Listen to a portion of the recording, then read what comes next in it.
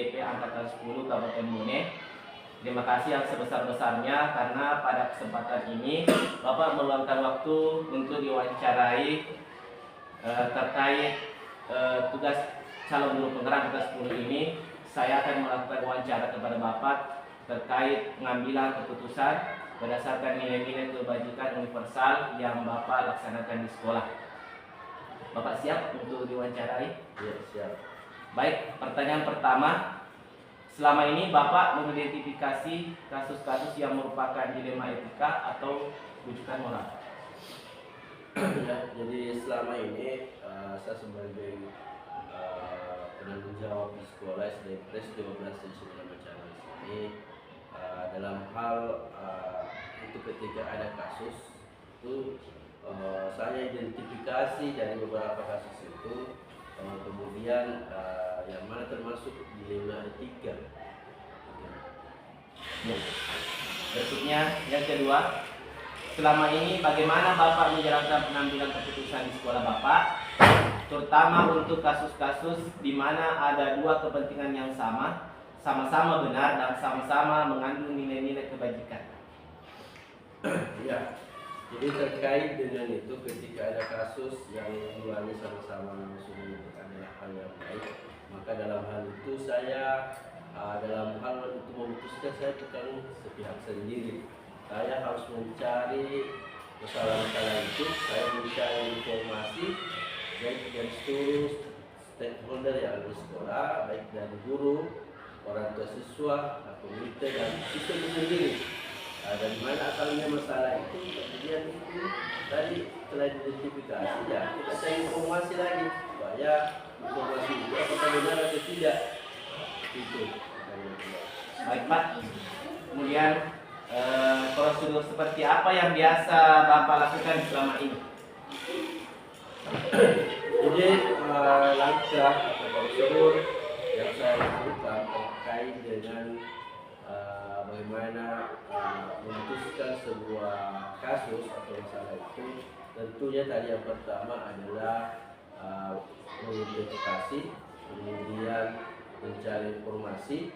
Dari informasi yang telah dikumpul, kemudian kita bisa dapatkan secara bersama untuk mengambil sebuah keputusan bahwa ini adalah suatu hal yang baik yang bisa kita lakukan dari untuk mencapai menyelesaikan tadi kasus-kasus yang termasuk dilema etika itu.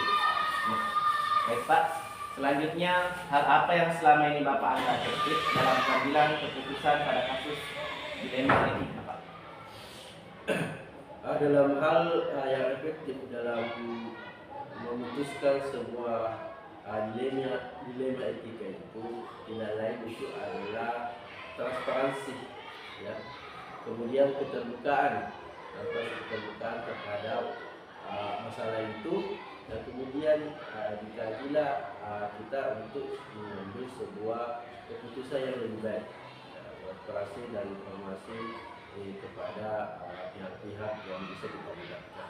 Baik Pak, apa yang menjadi tantangan Bapak ketika mengambil keputusan pada kasus-kasus dilema etika ini, Pak? Sebenarnya dalam hal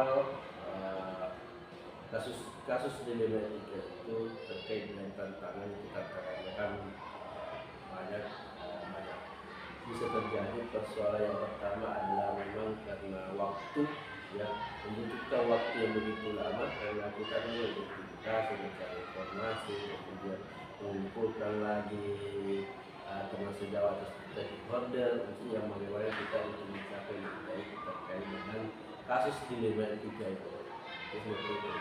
Ya, baik Pak. Apakah Bapak dalam menyelesaikan masalah ini memiliki jadwal tertentu ataukah Bapak langsung menyelesaikannya? Seperti apa Bapak? Iya, sebenarnya kasus-kasus dilema etika ini ketika banyak ada kasus-kasus yang memang termasuk dilema etika tadi setelah kita identifikasi itu sebenarnya bukanlah ada target waktu, tidak. Tapi kita memang harus dengan sigap ketika ada kasus seperti itu harus kita melangkah cepat. Ya, jadi ini proporsional. kapan ada kasus, ya kita selesaikan lebih cepat supaya tidak ditunda-tunda. Karena kapan ditunda tidak diselesaikan begitu cepat, ya nanti akan terjadi sesuatu hal yang tidak kita inginkan. Seperti itu. Ya, baik Pak. Selanjutnya apa yang selama ini memudahkan Bapak atau membantu Bapak dalam menyelesaikan dilema etika terkait pengambilan keputusan Bapak selama ini di sekolah? Ya, dalam hal mengambil sebuah keputusan dilema etika itu adalah yang membantu itu adalah tidak lain tadi adalah semua stakeholder yang ada di sekolah kita dibantu untuk kita saling membantu dalam hal misalnya ketua komite sesuatu ketika ada hal yang perlu kita ini termasuk sebelum kita, ya kita harus memang terbuka tadi itu tadi dengan adanya itu kita harus memang terkait dengan transparansi dan selalu mencari informasi baik dari informasi dengan teman sejawat antar teman kepala sekolah, ya kita itu bisa saling mencari informasi pengalaman mereka, itu yang bisa kita menjadi referensi untuk saya pribadi ketika menghadapi kasus seperti itu, bisa kita selesaikan dengan cepat. Ya, baik Pak. Terakhir sebagai bahan refleksi dari semua yang Bapak sampaikan, pembelajaran apa yang Bapak dapat petik dari pengalaman Bapak dalam mengambil keputusan terkait dengan dilema etika yang terjadi di sekolah Bapak? Jadi pengalaman terkait dengan kasus-kasus dari dilema etika itu tidak lain adalah pengalamannya itu adalah bisa menyelesaikan masalah dengan cepat. Kemudian pengalaman yang kedua adalah bisa kita saling kita bisa terbuka dan bisa menginterogasi diri apa yang menjadi misalnya untuk kita kasusnya kalau kita sebagai kepala sekolah, ya bisa kita interogasi diri. Dan ketika guru atau keputusan mengambil keputusan, ya kita bisa selesaikan dengan berbagai cara, kemudian kita itu bisa menjalin komunikasi dengan baik. Jadi itu komunikasi dan yang salah kolaborasi yang penting itu pengalaman adalah menjalin kolaborasi dengan seluruh stakeholder yang ada di sekolah. Itu seperti itu. Baik Pak, sangat luar biasa pada hari ini Bapak telah menjelaskan pengambilan keputusan Bapak di sekolah Bapak ketika menghadapi dilema etika. Saya pada kesempatan ini saya berterima kasih atas waktu dan kesempatan yang diberikan kepada saya untuk melakukan wawancara. Demikian Pak. Wassalamualaikum warahmatullahi wabarakatuh. Waalaikumsalam warahmatullahi wabarakatuh.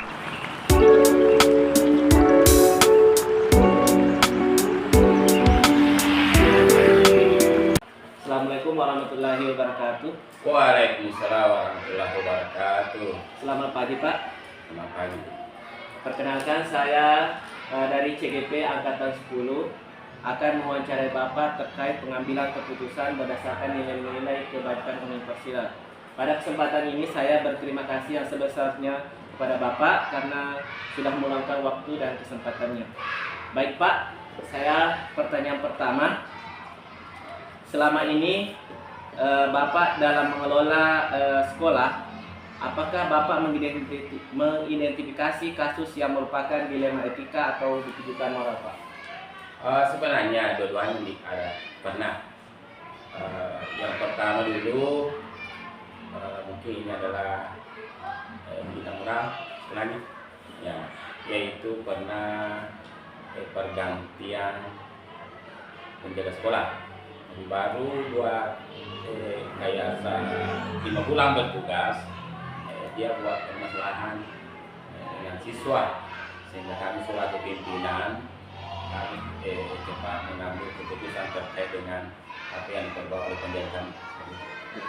Baik Pak, selanjutnya bagaimana Bapak menjalankan pengambilan keputusan di sekolah Bapak, terutama untuk kasus-kasus di mana ada dua kepentingan yang sama-sama benar dan atau sama-sama yang mengandung nilai kebajikan?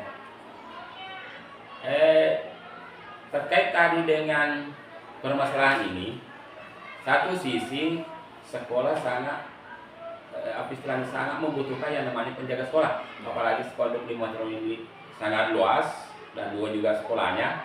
Jadi tidak mungkin tidak memiliki yang namanya penjaga sekolah. Tapi di sisi lain kita juga harus melihat kepentingan dari siswa, artinya kemauan dari komite sekolah. Artinya mungkin komite sekolah mengharapkan supaya penjaga sekolah ini cepat diganti. Dan yang kedua, pihak sekolah juga mengambil suatu keputusan bahwa penjaga sekolah ini sudah berpengalaman. Jadi di sisi lain, kedua sisi ini saling, artinya kami dari pihak sekolah mengambil kebijakan, ambil keduanya, mempertemukan kedua belah pihak, sehingga hal-hal kita mengambil jalan tengahnya yang mana yang terbaik. Iya. Baik Pak, selanjutnya langkah-langkah apa atau prosedur seperti apa yang biasa Bapak lakukan selama ini? Dalam memutuskan suatu keputusan, langkah yang pertama kami lakukan adalah mengidentifikasi permasalahan. Itu yang pertama. Yang kedua, kalau memang terkait dengan siswa dan kepentingan siswa yang banyak, otomatis kami hubungi namanya komite sekolah. Yang ketiga yaitu kami setelah diskusi dengan ketua komite, kami menentukan jadwalnya untuk pertemuan, kami membuat surat. Setelah itu kami kirim ke orang tua dan kami mengadakan apa seperti itu. Oke, terima kasih Pak. Berikutnya Pak, hal apa yang selama ini Bapak anggap efektif dalam pengambilan keputusan Bapak terkait dengan dilema etika yang terjadi di sekolah Bapak? Yang paling efektif, kami memang saya artinya baru di sini, kalau menyangkut kepentingan satuan pendidikan dalam jangka waktu 1 tahun terakhir ini, saya tidak pernah mengambil keputusan tanpa melalui musyawarah. Samping itu kan artinya ada namanya juga guru-guru senior, kita minta pendapatnya tentang hal-hal yang kita mau putuskan seperti itu. Ya, baik Pak, pesan luar biasa. Berikutnya Pak, apa yang menjadi tantangan Bapak selama ini dalam mengambil keputusan Bapak di sekolah? Terkait permasalahan yang ada di sekolah kami, tentu banyak tantangan, ya, termasuk baik dalam maksudnya dalam pihak internal, maksudnya pihak dalam sekolah maupun dari pihak luar. Contohnya saja, misalnya kalau kita keluar dari kasus tadi, contohnya misalnya PIP, manfaat kepada siswa, itu PIP tidak sama dengan dulu. Kalau dulu itu PIP diberikan wewenang sekolah untuk menentukan siswa yang berhak menerimanya. Sekarang hanya sekolah mengirimkan data. Misalnya kalau kita kirim data 130, kemungkinan nanti pihak yang berwenang di pusat itu mengirimkan kita yang berhak menerima hanya 70. Seperti itu. Jadi di sini merupakan tantangan bagi kami tentang pendapat-pendapat dari luar, termasuk orang bersiswa, mengapa misalnya anak itu tidak menerima. Itu merupakan tantangan utama kami. Ya, baik Pak. Kemudian, apakah Bapak dalam mengambil keputusan Bapak selama ini memiliki jadwal tertentu, ataukah Bapak langsung menyelesaikan permasalahan itu di tempat? Seperti itu Pak, bagaimana? Tergantung besar kecilnya itu permasalahan. Kalau misalnya tergantung besar, artinya pengaruhnya nanti, akibatnya nanti kepada satuan pendidikan, kami jadwalkan. Kalau memang tidak membutuhkan, misalnya tidak terlalu berat, misalnya tergantung antara guru dengan kepala sekolah, saya putuskan pada saya. Oh iya Pak, bagus sekali, luar biasa Pak. Kemudian faktor apa saja yang selama ini Bapak memudahkan dalam mengambil keputusan Bapak itu? Alhamdulillah deh, kalau di sekolah kami ya dari segi kompetensi gurunya, sebagian sudah dari kita lihat dari jenjang pendidikannya sudah sebagian dari S2, ada juga yang sementara menempuh, jadi otomatis dalam pemikirannya saya ambil sebagai suatu pertimbangan untuk menyelesaikan suatu permasalahan. Ya, baik Pak. Terakhir pertanyaan dari saya, dari semua hal yang Bapak sampaikan, pembelajaran apa yang Bapak petik dari pengalaman Bapak dalam mengambil keputusan terkait dengan dilema etika selama ini di sekolah Bapak? Ya, yang paling penting yang kami ambil di situ adalah bahwa dalam suatu mengambil keputusan memang kita betul-betul harus bermusyawarah. Artinya menerima semua pendapat, baik dari masyarakat, baik dari komite maupun dari pihak guru. Itu yang perlu saya sampaikan. Artinya di sini jalan yang terbaik yang kami ambil selama ini, yang terbaik adalah musyawarah. Ya, baik Pak. Terima kasih Demikianlah pertanyaan saya dari wawancara saya. Terima kasih atas kesempatannya, atas atensinya Bapak. Sekian. Assalamualaikum warahmatullahi wabarakatuh. Waalaikumsalam warahmatullahi wabarakatuh. Oke, Pak.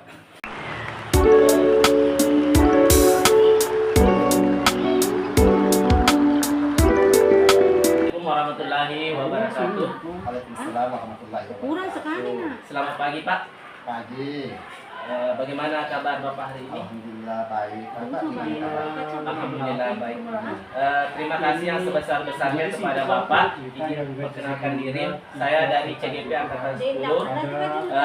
Saya akan mewawancarai Bapak terkait pengambilan keputusan berdasarkan nilai-nilai kebajikan yang universal yang Bapak laksanakan selama ini di sekolah. Ya. Saya akan mewawancarai Bapak. Ya. Yang pertama, selama ini Bapak mengidentifikasi kasus-kasus yang merupakan dilema etika atau rujukan moral, Pak. Dilema etika contohnya seperti apa? Sedikit gambaran. Ya, jadi sedikit gambaran, misalnya Bapak ketika akan menentukan sesuatu hal, Bapak mengalami dilema antara yang baik dengan yang baik. Bagaimana Bapak mengidentifikasi apakah itu termasuk rujukan moral atau dilema etika, Pak? Kalau bukan moral contohnya? Ya. Rujukan moral itu contohnya misalnya Bapak ada kasus misalnya ketika Bapak menyelesaikannya, Bapak harus mengidentifikasi dulu apakah ini termasuk bentuk pelanggaran atau tidak, ya seperti itu. Kalau ini banyak siswa. Ya. Kalau siswa dalam Upload tiga kebanyakan rapat tingkat kelas. Kita sering sekali berdebat di situ terkait kriteria anak-anak yang harus dinaikkan. Sementara sekarang kan ada program tidak boleh ada yang tinggal kelas. Nah, ini sebenarnya yang menjadi dilema etikanya. Karena Pak, ada misalnya si A yang seharusnya tidak memenuhi kriteria, tetapi tetap harus naik. Jadi kita di situ harus memberikan solusi tertentu bagaimana menangani hal yang seperti itu. Mungkin misalnya kita kasih kayak perjanjian, bolehlah naik dengan perjanjian memenuhi semua persyaratan yang sudah ditetapkan. Itu penting yang lebih banyak ke siswa. Ya, Pak. Kemudian ya mungkin lebih banyak ke siswa. Kalau terkait pendidikan moral, kami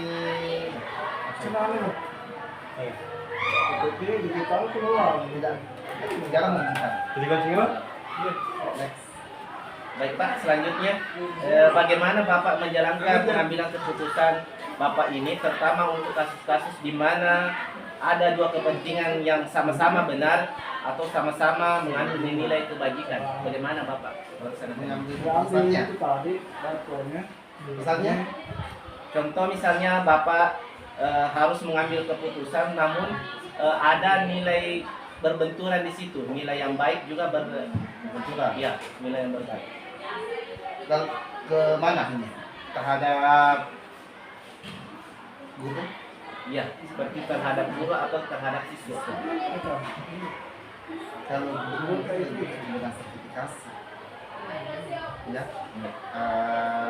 bagaimana mengaturnya supaya tidak ada guru yang korban. Kita upayakan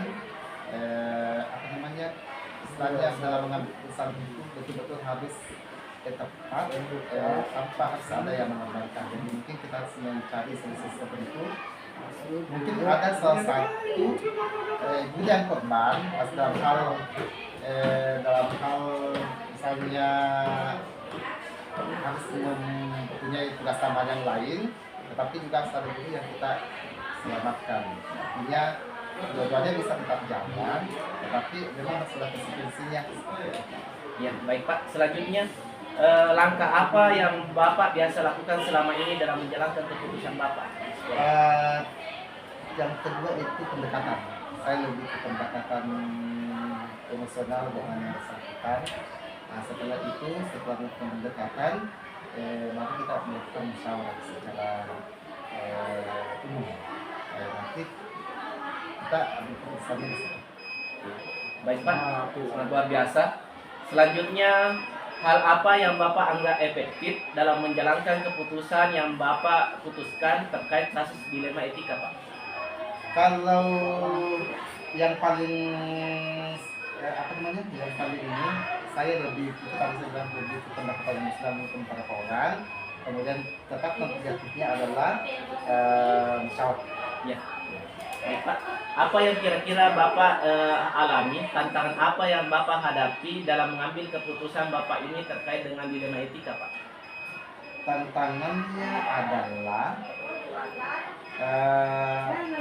harus siap menerima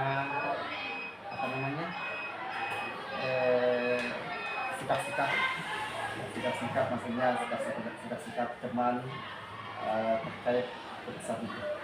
Tapi keputusan itu kita tidak ambil secara sepihak, tetap musyawarah. Tapi walaupun bagaimana satu keputusan tidak bisa diterima 100% oleh semua, itu yang harus kita siap menerimanya, menyikapinya, bagaimana menyikapi keputusan tersebut. Ya, baik Pak. Apakah dalam melaksanakan keputusan Bapak ini, apakah Bapak memiliki jadwal tertentu ataukah Bapak menyelesaikan pada saat itu juga? Tergantung situasinya. Kalau misalnya keputusan itu saya diputuskan pada saat itu, kita putuskan. Kalau misalnya situasi itu harus diputuskan dengan beberapa kondisi, kita menjadwalkan waktu. Ya, baik Pak. Selanjutnya, adakah faktor-faktor yang selama ini memudahkan Bapak dalam mengambil keputusan di sekolah terkait jika terjadi kasus dilema etika, Pak? Faktor-faktor yang paling mendukung itu tentu teman-teman rekan sejawat yang kadang sering kita berdiskusi. Kalau kaset mungkin bisa kita melakukan masukan kalau kaset itu salah satunya. Kadang solusi yang kita akan yang memudahkan kami untuk mengakses untuk mengambil tersebut. Terima kasih Pak. Pertanyaan terakhir sebagai bahan refleksi dari semua hal yang Bapak sampaikan, pembelajaran apa yang Bapak dapat petik dari pengambilan keputusan Bapak selama ini terkait dengan dilema etika yang terjadi di sekolah Bapak ini? Yang jelasnya semua keputusan yang mau diambil itu tidak boleh sepihak. Pengambilan keputusan harus ada pendekatan emosional. Kemudian keputusan diambil berdasarkan keputusan bersama. Kecuali kalau misalnya keputusan itu memang harus saya putuskan, ya mungkin saya mengambil keputusan sendiri. Tapi kalau keputusan itu ada kepentingan bersama, pasti kami mendahulukannya dalam musyawarah. Ya, demikian Pak. Terima kasih banyak atas waktu dan kesempatannya yang sangat luar biasa. Jadi pada kesempatan ini saya berterima kasih kembali kepada Bapak atas waktu dan kesempatannya. Demikian, wassalamualaikum warahmatullahi wabarakatuh.